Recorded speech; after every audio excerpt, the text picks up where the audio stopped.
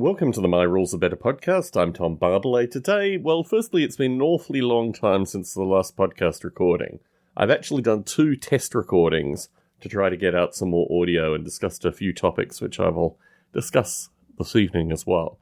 I also have a long-form chat with Chris Abbott, which will be coming out shortly too. However, unfortunately, there have been a conspiracy of factors, let's just say, which have delayed this podcast coming out. Now this is late Friday evening. I thought I have to get some audio out and make amends to some of this. The biggest thing that I've been working on, aside from my open source project Noble Ape, which has been taking a good portion of my spare time, is that I've decided that I need to control is perhaps the wrong word. I need to manage the number of unpainted miniatures that I have.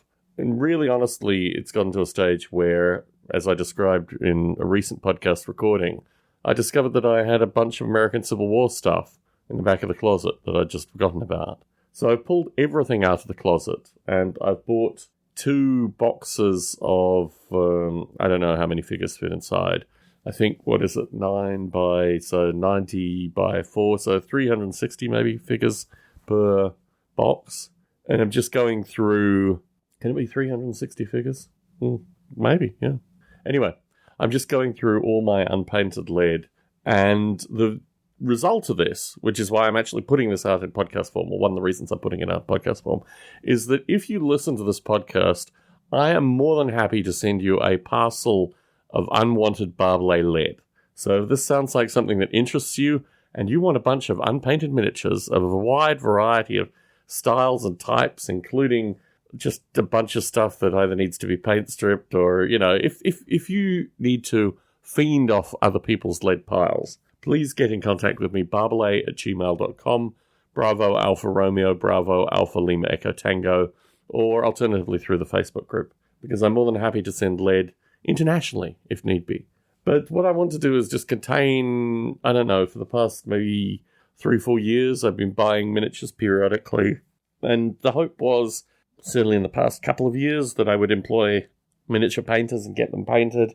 But I've now come to the realization that this thing is just taking up way too much space and way too much cognitive energy. And what I'm going to do is consolidate down what I have into maybe, I'm looking at it now, maybe 3 boxes worth of miniatures that can get at least painted in a civilized period of time through painters. I've also, in recent weeks, and you can go to Long Funk, I think Long Funk 49, and hear the gory details associated with this, but I've recently let 2 miniature painters go for reasons outlined in the Long Funk recording, and this ultimately has created a great degree of catharsis in my own life, and I've realized that I maintain a very particular relationship with a couple of painters, and I have an occasional relationship with another painter, and also I use frontline painting for most of my bulk. Actually, that's not true. I have a fellow in Aptos that I use periodically as well. But, I have a smaller group now. And certainly the top miniature painter in the world currently, Mark McSclans, who I use for really old Citadel figures, and he does just an amazing job. I mean, that is the top of the line in the world. A small number of figures to him. I don't know how many a year I get painted through him. Let's just say 6 to 9 per year painted with him. And, that just is untouchable. That's like my old stuff with Kirill Kenev. And under that, it's just volume now, and really, I'd like that to stop. So I'm going through a wide variety of I've got literally 5-7 miniature cases plus 2-4 of keepers. So I'm going through my old cases, and ideally, I wouldn't donate them to charity. Ideally, I'd get listeners to get in contact. But if I haven't heard back from listeners in the next couple of weeks, then it's going to the charity pile, which I've done in the past. Historically, I've given miniatures to charity. And, I'm hoping that they go out into the world and are picked up by young folk and aren't just dumped in some trash pile somewhere. But if they go to the trash, they go to the trash, I guess. So if you're interested, please get in contact. So I've talked a little bit about miniature painting, and a part of this is driven by the fact that the Chechens have been sent out. I still have, if you're interested in Chechens, I still have maybe 90 Chechens that I could send on to people if they're interested. But the main bulk of the Chechens, which is actually not true, the 90 or so Chechens, in addition that I've sent to be painted. They'll probably come back in a July timeframe, maybe an August, September timeframe. So I have a lot of time for the rules to percolate and work through that stuff. And when I did this assessment, I haven't even assessed the 15mm stuff. I've got 3 small cases of 15mm that isn't even part of this let's get things fixed and painted remit. So, I don't know. I'm just trying to manage this thing. We haven't even started talking about rules. Let's talk a little bit about rules. So, as you may be familiar, I released a change to the Just Plain Chaos rule set, took it into work. Literally, it was a non-player character because the fellow couldn't attend the game, but he was the strongest advocate for movement towards the headshot rules. He was killed by a trajectory of 5, well, it was 3 headshots out of 5 people firing at him immediately as the game began. And I thought to myself, I really have not play tested this. I've broken my own rules with regards to the Just Plain Chaos Rules Edition. So I'm actually going to back those rules out. So the ones that went into the feed back when my voice sounded maybe a little bit worse than it does tonight, but still pretty bad, they didn't really play out very well. And I'm feeling very mindful that this was the wrong thing to do. I have spent an inordinate amount of time, certainly since the last recording, working on my open source simulation Noble Ape. And part of that is a simulation called Noble Warfare, which ultimately is from Ancients through to probably at least American Civil War. Maybe even you could do First World War and some Second World War stuff simulated at a pinch with it. But certainly organized and trench and kind of, early skirmish stuff. Certainly everything through the English Civil War you could simulate with this computer simulation. And I wanted to talk a little bit about computer simulation sometime in the future of these recordings, just to give some insight associated with my linking thoughts. I've talked a little bit about the write your own computer fantasy games and what that did in my life. But I think there are certainly periods and rule sets which benefit from computer simulation, like actually having wargaming rules that you codify, run through simulation to see what happens if games are played 15, 20, 40, 100 times.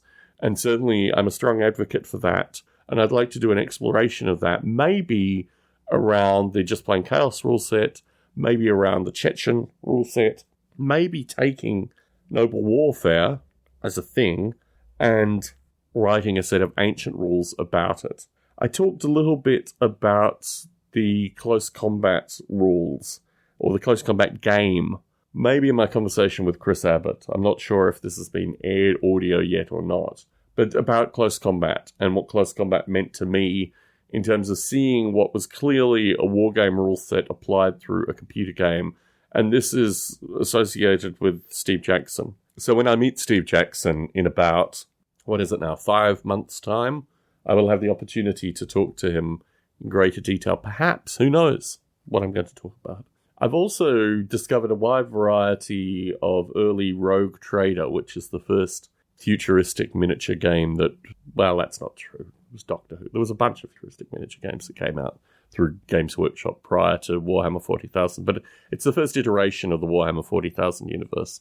I think you can say that, pretty sure. Anyway, so much to talk about with regards to those two gentlemen when I have an opportunity to have a lunch with them.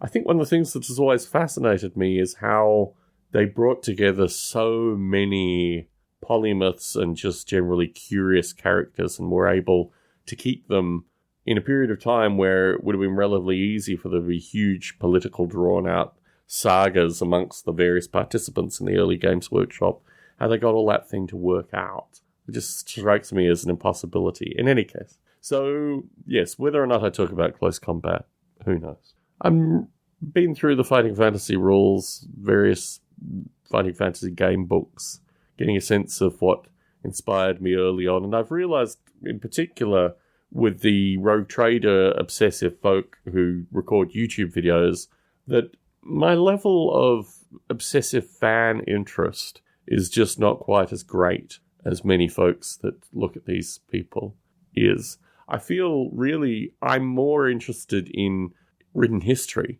I'm more interested in reading a written history of Games Workshop than I am an obsessive fan in a general sense. And the way in which I got the lunchtime meeting was by donating, I think, $500 to their book writing fund, which I did many months ago, maybe 18 plus months ago now.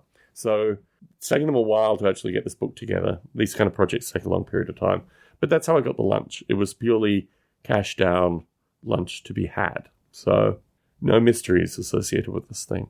So that's where I am currently. Surrounded by miniatures, thinning down the miniature hordes, looking at maybe 4 commission boxes that will be going out, hopefully to be completed by the end of the year. And then my hope is, I say this, but I ordered some mid-Second World War Germans, just regular Germans, maybe 14 of them recently. So I say to myself, I'm not going to purchase any more miniatures, but I've already done that because I have a gap in that area. And I have a lot of partisans, some airborne troops, British commandos, the kinds of folks that could be doing raids on mainland Europe in the early 1940s. I don't have any standard rank and file Germans. I've got a bunch of Fallschirmjäger and a bunch of other stuff. So yeah, I need some regular Germans just to have in this general thing, with the view that if I create a World War II skirmish game, it's one of the scenarios I'd like to act out.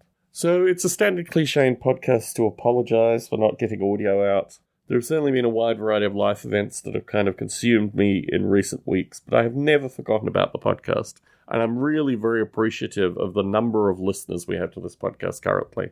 It's not represented on the Facebook group, so if you listen to this podcast, please also join the Facebook group. If nothing more to prod, this should be called a prodcast rather than the podcast.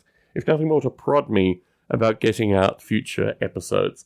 And I have to send a shout out here to Chris Abbott, because he has dutifully emailed me about how long it has taken me to edit his audio and get it out. So I'll be working to this end somewhere over the next weekend. Honestly, though, the subsequent 2 weekends are train wreck extreme for me. So I don't think I'm going to be recording any audio on the weekends coming up, but maybe I'll have some weekday recordings. I'm heading down to LA through next week, and I'm heading to the North Bay the week following in the weekend time period. So maybe, I don't think we'll go through St. Louis Obispo. I'd love to go through St. Louis Obispo again and check out, what is it called? Neptune Comics and Games, which has been the epicenter of an amazing metal miniature haul of about 2 years ago. Highly unlikely we'll go through there on the way back, but you never know. So many different possibilities coming up. But I just wanted to put out there that I appreciate the listeners, and I appreciate the long-suffering listeners through this. And if you want to get some miniatures from me sent all over the world in a wide variety of different packing styles, please get in contact with me. Bravo Alpha Romeo, Bravo Alpha Lima Echo Tango @gmail.com, because I have literally cases of the stuff currently. And if I don't get any takers, they will be donated to charity within a 3-week period of time. So if you don't want them, they'll go. Thank you very much for tuning into this podcast. I know I say this periodically, but this is very much a word of mouth podcast.